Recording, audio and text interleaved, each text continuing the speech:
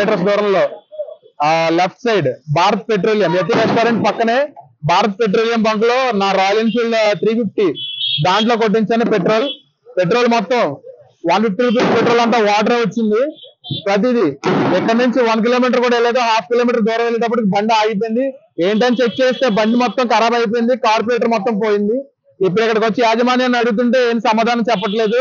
మీరు ఎవరితో చెప్పుకుంటారో చెప్పుకోండి, మాకైతే సంబంధం లేదని అంటున్నారు. మరి మేనేజర్ ఇక్కడికి వచ్చి సమాధానం చెప్పాలని మేము ఇక్కడ మధ్యాహ్నం 3 o'clock నుంచి ఇక్కడ మేము వెయిట్ చేస్తున్నాం. ఇప్పటి వరకు మాకు సమాధానం లేదు. ఒక అతను వచ్చారు, మేనేజర్ వచ్చాడు. ఇదంతా పెద్ద సంస్థ, మీరు ఢిల్లీకి వెళ్ళి మీరు అక్కడ కంప్లైంట్ ఇచ్చుకోవాలని చెప్తున్నారు. మాకైతే సంబంధం లేదని చెప్తున్నారు.